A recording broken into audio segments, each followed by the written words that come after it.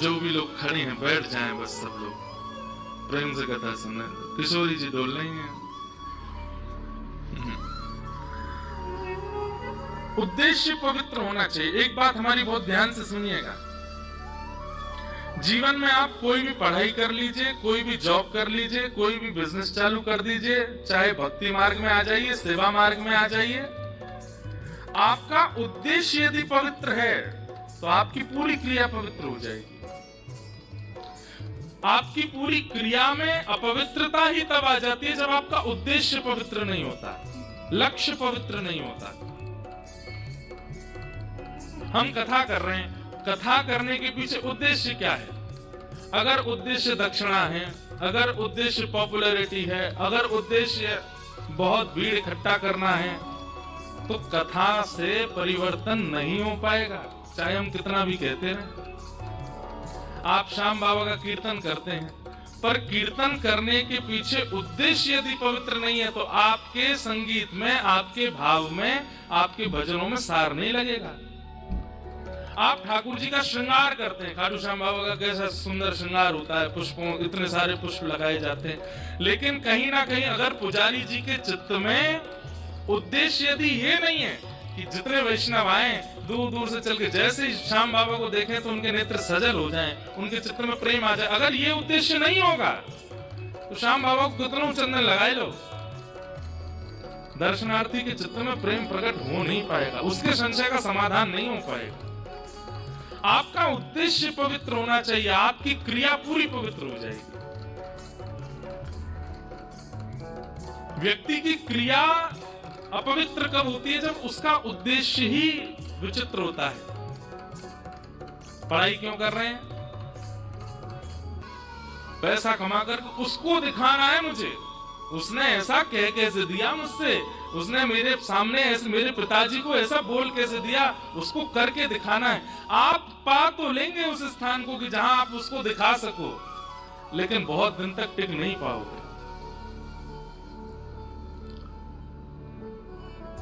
भगवान श्री कृष्ण पांडवों का संग केवल इसलिए करते हैं क्योंकि युद्ध के पीछे उनके चित्त में खून करना नहीं है, युद्ध के पीछे उनके चित्त में किसी का वंश उजाड़ना नहीं है, अपने अधिकार को प्राप्त करना, अपने पिता का जो राज्य था वह लेना, ये उद्देश्य है। और कौरवों का उद्देश्य क्या है? भले ही उनके पास भीष्म पितामह है, भले ही उनके पास द्रोणाचार्य है, भले ही उनके पास एक से एक अद्भुत योद्धा है, पर उद्देश्य खराब है। क्या? इन पांडवों को कैसे भी नष्ट करो, इनके यहाँ पर रघु ऋषि को भेज दो, इनको लाक्षा भवन में जला करके नष्ट कर दो, इनको 14 वर्ष का वनवास करा दो और उसमें ऐसा कर दो, ऐसा कर दो। उद्देश्य पवित्र नहीं है, इसलिए ठाकुर जी ने कौरवों का संग नहीं किया। क्रिया चाहे छोटी हो, कर्म चाहे छोटा हो चाहे बड़ा हो, उद्देश्य पवित्र रखिएगा, ठाकुर जी आपके साथ खड़े हो जाएंगे आकर। कहीं ना कहीं हमारा उद्देश्य पवित्र होता है।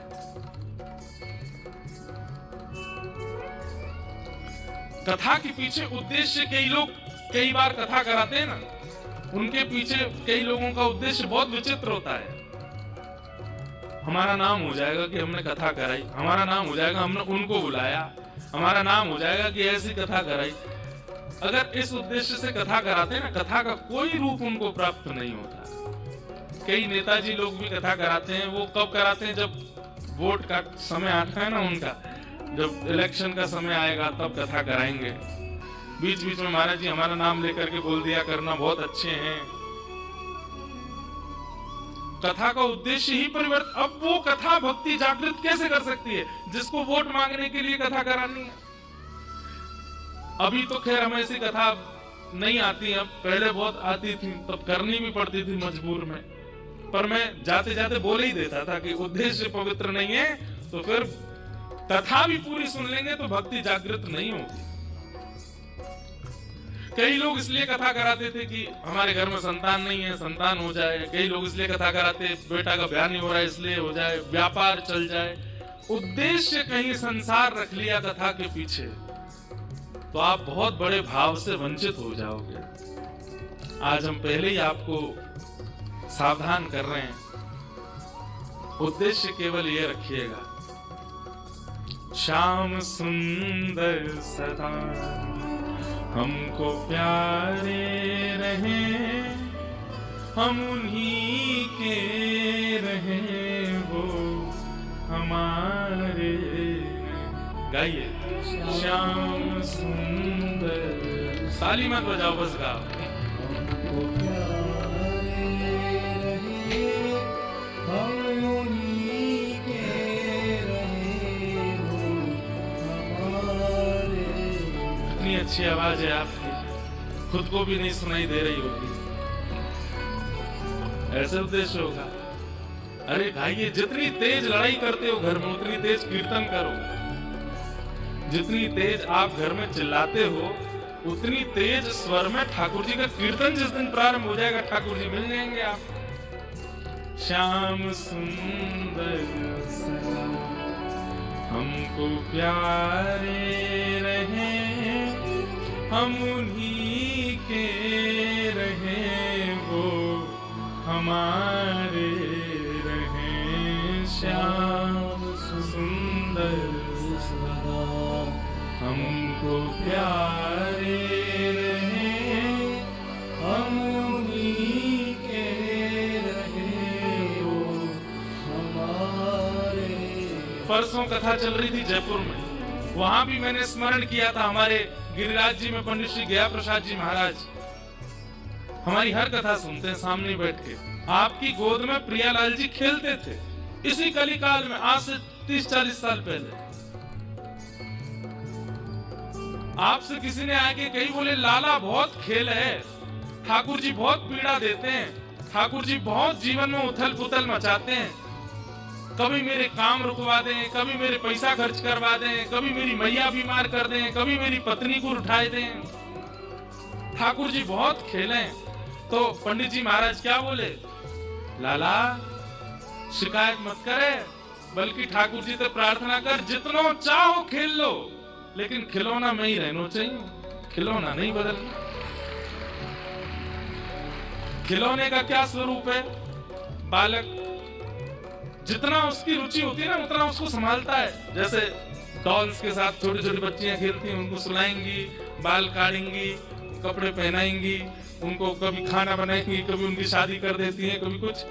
किसी दिन मन आता है तो नार बड़ोड़ के फेंक देती हैं।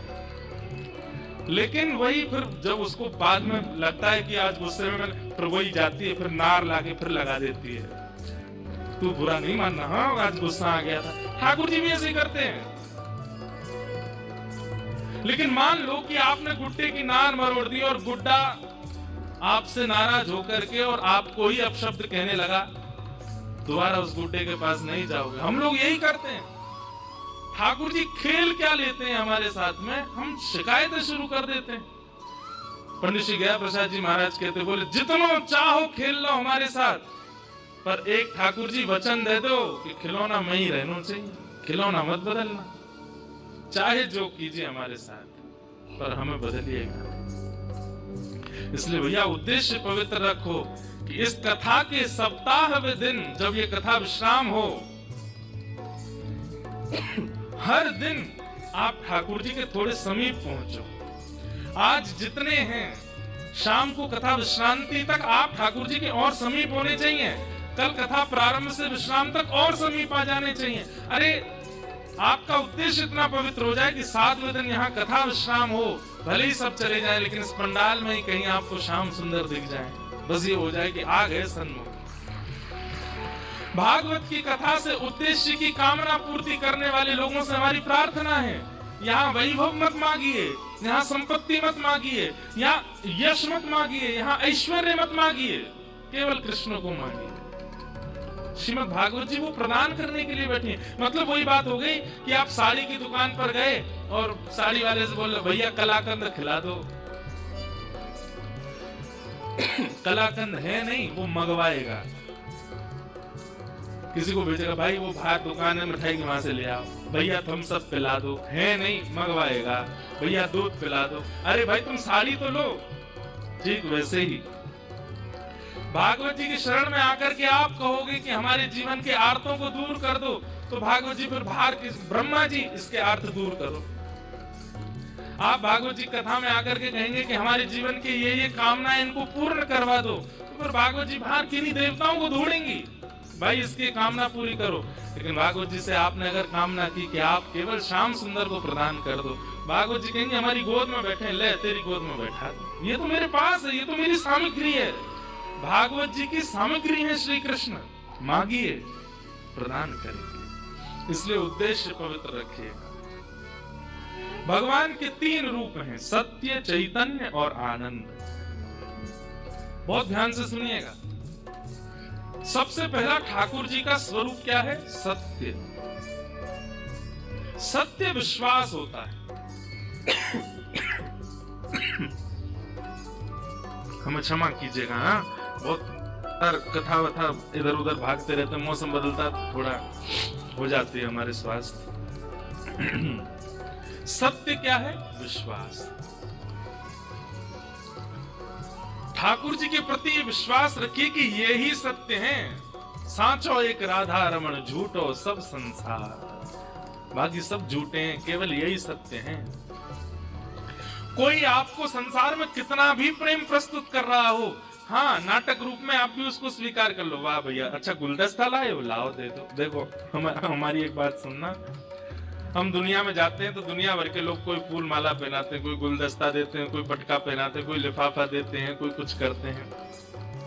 ऐसा नहीं है कि सब भावना से नहीं करते, सब भावना से ही करते हैं। पर अब हम इतने आदी हो गए व्यवहार के, हमें पता है कि वो एक औपचारिकता है, वो केवल एक क्या बोलते हैं उसको, वो एक केवल फॉर्मेलिटी है। ऐसे ही फॉर्मेलिटी को, संसार के हर संबंध को फॉर्मेलिटी रूप में ही लेने लगो। ये फॉर्मेलिटी बस चल रही है और उसमें बहुत अच्छे से अपनी प्रस्तुति करो। सामने वाला फॉर्मेलिटी कर रहा है, भले ही वो कितना भी प्रेम प्रस्तुत कर रहा हो, फिर भी आप उसको फॉर्मेलिटी ही समझो। खूब अच्छे से उसके द्वारा प्रस्तुत किए गए भाव को स्वीकार करो। अरे भैया, अरे तुम तो बहुत प्रेम करते हो, हमारे तुम ही हो, हमारे और कौन है, सब कुछ है। पर जब ठाकुर जी के सामने जाओ तो हाथ जोड़ के कहो, नाथ ये सब व्यवहार कर रहे हैं, फॉर्मेलिटी कर रहे हैं, वास्तविकता तो आप देते हैं। सच्चे तो केवल आप हैं, बाकी सब तो केवल व्यवहार मात्र कर रहे हैं। माँ कहती है मेरा बेटा आंखों का तारा, वही बेटा अगर जॉब छोड़ करके घर में बैठ जाए, माँ मैंने रिजाइन दे दिया। क्यों? तू ही तो कहती थी कि तेरे बिना मन नहीं लगता, तू बहुत बाहर रहता, घर रहे। अब मैं सुबह शाम आलू के पराठे बनाऊं, घर ही रहूंगा मैं, कुछ नहीं करना। वैसे तो माँ का वात्सल्य अति अद्भुत होता है, पर फिर भी 2-4 महीने बाद माँ के मन में भी आएगा कुछ करा धरा तो कर, पूरे दिन मांगता रहता आलू का पराठा। संसार बड़ा नश्वर है बंधुओं। लोगों को जब ये बात अनुभव हो जाती है ना कि आपसे उनका कोई क्रिया भाव नहीं है, वो अपने व्यवहार को छोड़ने लगते हैं, दूर करने लगते हैं। पर ठाकुर जी से प्रेम स्वच्छ क्यों है? क्योंकि आपसे ठाकुर जी का कोई काम नहीं बनने वाला, पर वो फिर भी आपके संग रहते हैं। आप जो पवाते हैं पाते हैं, जैसे पहनाते हैं पहनते हैं, जहां ले जाते हो वहां जाते हैं। आप भोग नहीं लगाएंगे तो ठाकुर जी भूखे नहीं रहेंगे, आप नहीं सुलाएंगे तो ठाकुर जी सोएंगे नहीं, ऐसा नहीं है। पर फिर भी वो आपसे कितना प्रेम करते हैं, आपके संगी रहते हैं, उसी को तो प्रेम करते हैं। कहते हैं जहां पर व्यवहार की इच्छा नहीं है फिर भी प्रेम है, वो ठाकुर जी तो हैं। इसलिए वो सत्य है, बाकी सब असत्य है संसार में, केवल फॉर्मेलिटी चल रही है, स्वीकार कर लो। वास्तविकता तो केवल ठाकुर जी दे रहे हैं। सत्य, भगवान सत्य है। दूसरी बात, ठाकुर जी चैतन्य है, वो जड़ नहीं है। आप उनके प्रति जड़ बुद्धि मत रखा कीजिए। हमारी बात मानिएगा, जिस दिन आप भगवत सेवा से जड़ बुद्धि निकाल देंगे, उस दिन से आपकी सेवा अद्भुत होने लग जाएगी। आपके मन में यह व्यवहार नहीं है कि ये जड़ हैं। उसी दिन से एक बार सागर एक जगह है मध्य प्रदेश में, वहां पर एक बिहारी जी का मंदिर है, वो ध्यान से सुनिएगा। तो वहां बिहारी जी का मंदिर है, तो वहां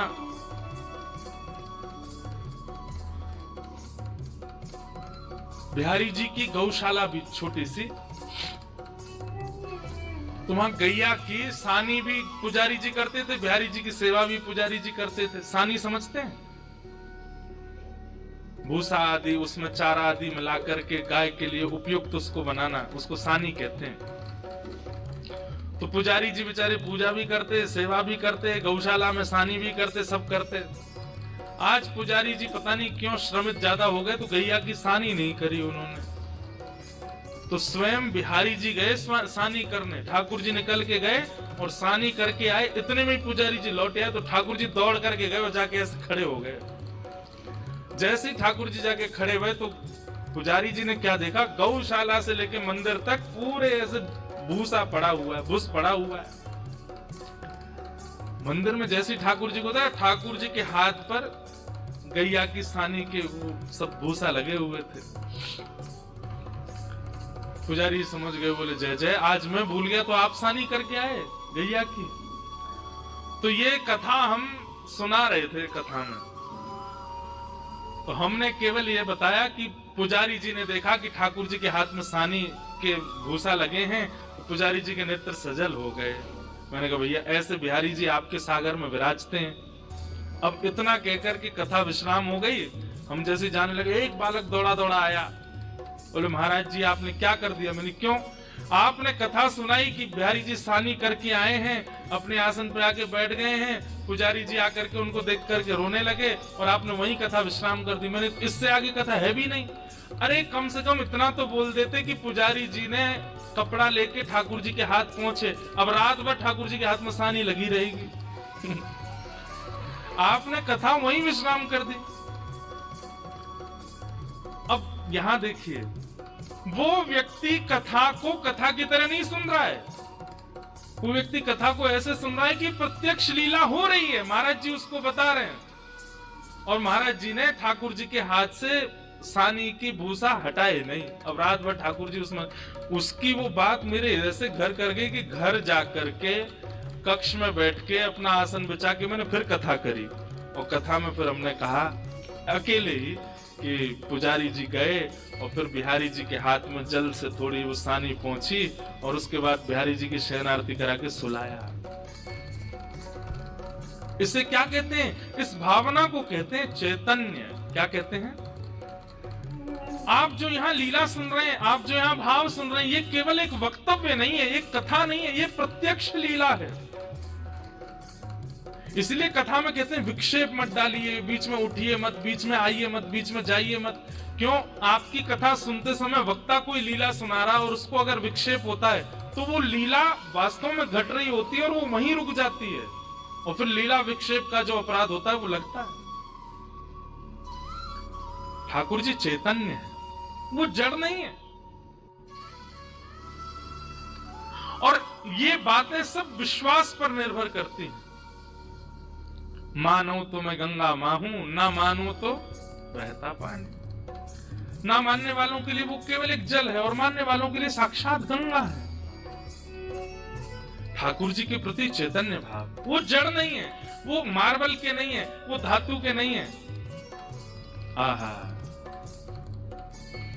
मीराबाई कहती, हे मायरी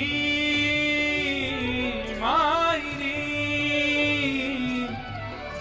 मायरी मैंने लियो री गोविंदा मोल रे, मैंने लियो री गोविंदा मोल रे, मैंने लियो री गोविंदा मोल रे, मैंने लियो री गोविंदा मोल रे, मैंने लियो री गोविंदा मोल रे। ओ मायरी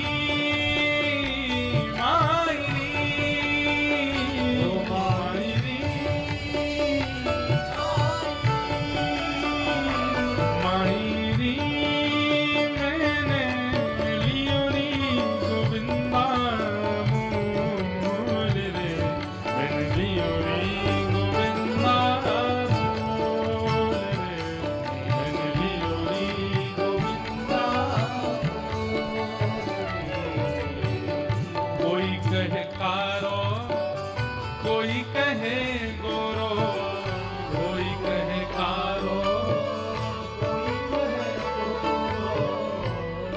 हम तेलुगु में गा रहे हैं क्या?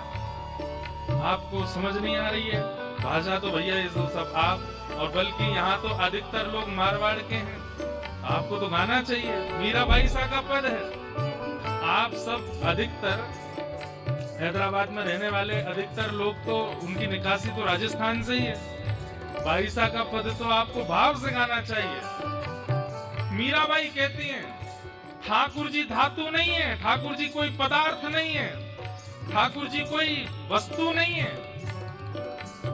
इसलिए कोई कहे कि भाई संगमरमर के ठाकुर जी हमारे, उसको तुरंत कहना, बोले भैया ये शब्द मत बोलो। अगर ठाकुर जी संगमरमर के हैं, कई लोग कहते हैं आपके ठाकुर जी तो ब्लैक मार्बल के हैं ना।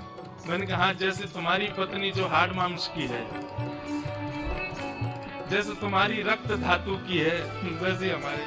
कितना अनुचित लगता है सुनने में कि अरे आप हार्ड मांस के कैसे बोल सकते हो, ठाकुर जी को आप मार्बल का कैसे बोल सकते हो, ठाकुर जी को आप अष्ट धातु का कैसे बोल सकते हो? वो चैतन्य है, उनके प्रति धातु बुद्धि मत रखिए। और उनके प्रति यदि धातु बुद्धि रखते हो तो फिर आपको ये चलते फिरते कंकाल इधर, ओ चलते फिरते मांसपेशियां, कहाँ जा रहा है भाई? जब ठाकुर जी को आप धातु मानते हो तो बोलिए हम भी तो धातु हैं, हम भी तो मांस हैं, हम भी तो त्वचा हैं, हम भी तो रक्त हैं, हम भी तो हड्डी हैं।